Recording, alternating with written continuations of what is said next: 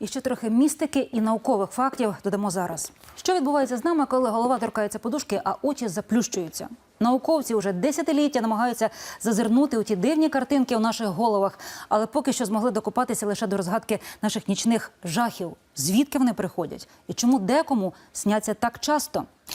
З нагоди Дня сну, який відзначали у світі цього ж тижня, Наталія Ярмола спробувала трохи підняти його таємничу завісу і навіть знайти пояснення снам віщим, бо є люди, які стверджують, що саме такі сни перевернули все їхнє життя. Калейдоскоп найрізноманітніших. Ми дуже близько підійшли до розуміння того, навіщо спимо. Неначе у потойбічному світі.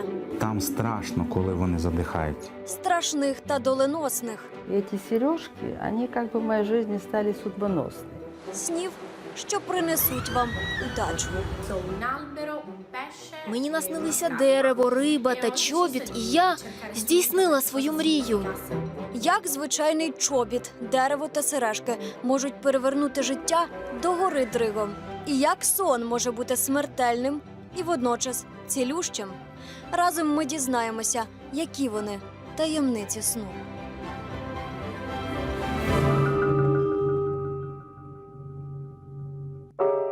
Ірина Іванівна обережно відкриває коробочку з діамантовими сережками. Они как бы в моей жизни стали судьбоносны. Їх береже не тому, що коштовні. Вони стали символом їхньої подружньої пари із Борисом Олексійовичем. Сережки більш як століття тому викував якийсь ювелір. Їх згодом Ірині подарує її мама. Вони стануть сімейною реліквією і будуть справді доленосними. Один і той самий сон пані Ірина бачитиме десятки разів до останніх днів їхнього подружнього життя. И я видела, что одной сережки нету.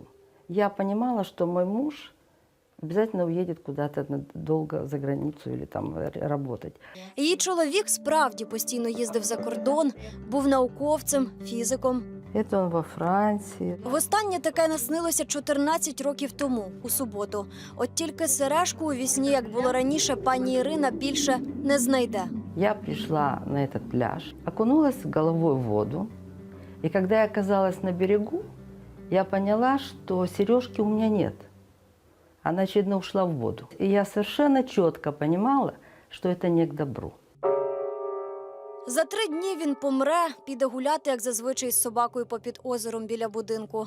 Сяде на лаву ось тут, де зараз дитячий майданчик, і неначе засне. И когда я приехала, он здесь сидел на скамейке. И больше мне сны о сережках не снились. Вот такая история была.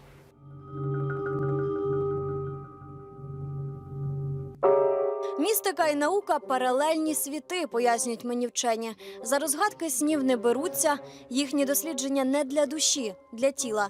Про те, як впливає сон на наш організм. Його постійна відсутність завдасть непоправних втрат вашому здоров'ю. Нарушение сна, по-научному депривация сна, приводит к развитию сахарного диабета 2 типа, к нарушениям, психическим нарушениям при длительной депривации сна, Альцгеймера. До речі, хвороба Альцгеймера – це стареча недуга, слабоумство, коли людина може частково втратити пам'ять і глузд. Його зародок можна пустити ще замолоду, якщо спати задовго, більше 9 годин. Це в своєму останньому експерименті довели американські вчені. Опираючись на дані майже 2,5 тисяч пацієнтів, ми побачили, що спання більше 9 годин подвоює ризик всіх типів слабоумства, особливо Альцгеймера. Пересип також викликає зменшення мозку. Цього чоловіка споряджають у сон. Усі ці катетери, датчики для нагляду за змінами в його тілі. Це розповсюджена практика у світі для людей, що хроплять уночі або страждають від коротких зупинок дихання. Це мозок. Отак вночі людина собі б'є по мозгам. Це лікар-сомнолог Юрій показує, як на організм впливають зупинки дихання.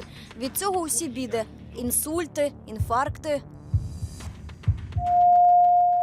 депресії, імпотенція. Наш сон складається з 5-6 фаз. Ось поверхневі, тривають 30 хвилин. А ось глибокі. Туди ми занурюємося на годину. Це такий замкнений цикл. Так от, Є люди, яким хропіння, зупинки дихання, душевні переживання блокують занурення у фазу глибокого сну, під час якого фактично і відпочиває весь організм. Це одна з причин жахіть, які ми бачимо у віснах. Пірнув, не можу винирнути. Нехватка повітря, виникають конкретні такі асоціації. Мозок настільки винахідливий, він хоче пробудити пацієнта, щоб він дихав. Він каже: прокинься, дихай, прокинься, дихай. І якщо ви спите щодня дуже мало, не обнадіюйте себе, що встигнете ви більше.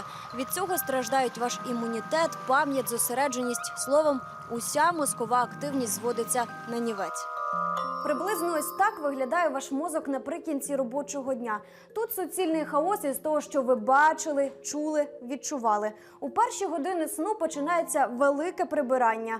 Усе складається у пазли, дещо йде на смітник.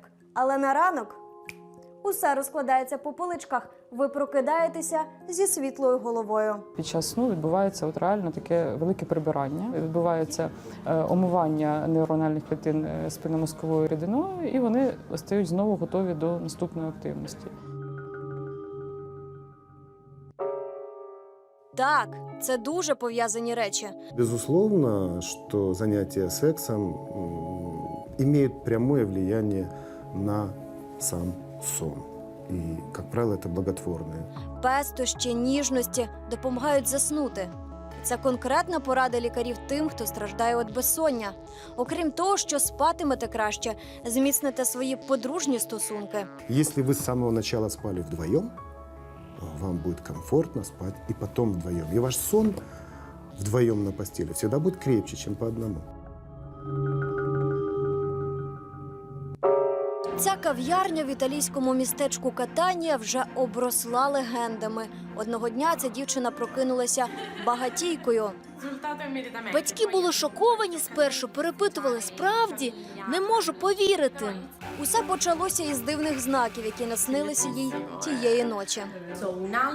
Мені наснилися дерево, риба та чобіт. Вони не виходили в мене з голови. На одному з сайтів я побачила, що ці знаки відповідають певним цифрам.